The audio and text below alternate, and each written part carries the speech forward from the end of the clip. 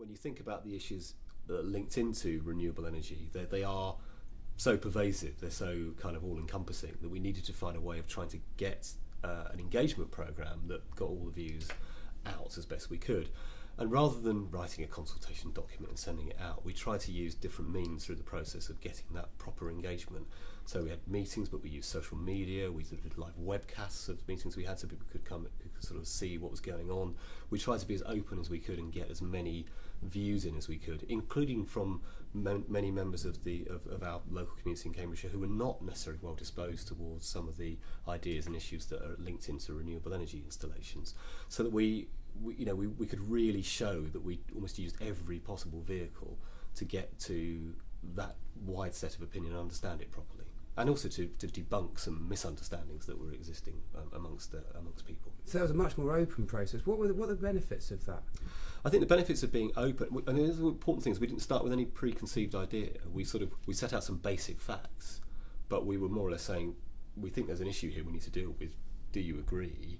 And then invited people in to try to help shape what we were doing. So we hadn't already made our minds up and then went out and told people what we were doing and did a sort of lip service to consultation. This wasn't consultation in that sort of more passive sense. It was genuinely active engagement, and by being open, both in the ways we tried to engage people, but also in our own mindset, meant that you got a much more positive response to what you were trying to do, and people got really enthused and excited through the various sessions we ran and the various kind of ways in which we did it. And I think it was quite user friendly.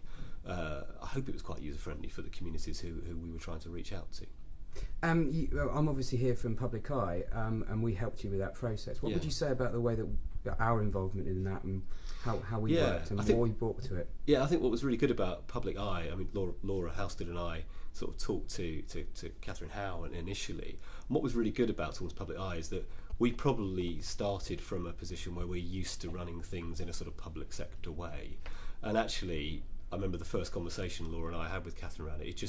She was just going, this is fantastic, this is really exciting, and there's all these different things you could do, and we'd thought of some of those but not all of them, and that sort of challenge to get out of a sort of public sector mindset that we have to do things in this sort of way, and so no, let's be all embracing, let's really challenge ourselves and let's use the new media that really makes these things much more possible to do in the way we did it than it's ever been before, was refreshing and fun, and actually injected a challenge for us, on which we were very open to, but gave us the ability to sort of think a bit out of the box, I suppose. Can I ask specifically now about the CRIF?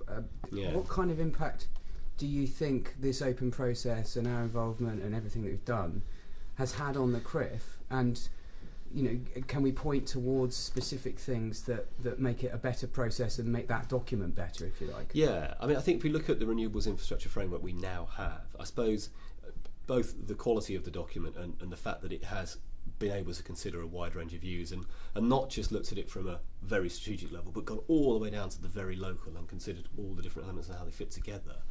So the document itself is improved by the quality of the engagement. But I think the thing that was probably the most valuable is that the depth of the engagement and the strength of the engagement, when we got to the point of the political process where we needed to get this through and agreed by 6 different partner local authorities with different ranges of political views on issues around renewable energy, the fact that we could point to a long and in-depth and quite innovative approach to community engagement meant it couldn't just be ignored. It was such a strong evidence base in every sense that it's got us to a position where everybody did sign up to it. So when it got sticky, the quality of the engagement meant that everyone did sign up to it.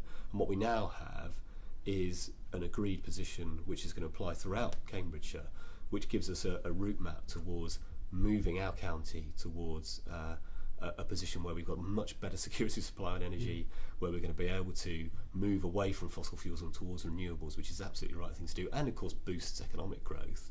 So all the things that are good about the CRIF were made possible in part by the fact that we'd actually done the investment up front in the community engagement. And as I said, that got us through the most difficult bit of the process, which is, were we going to get all 6 authorities to say, tick, yes, we're up for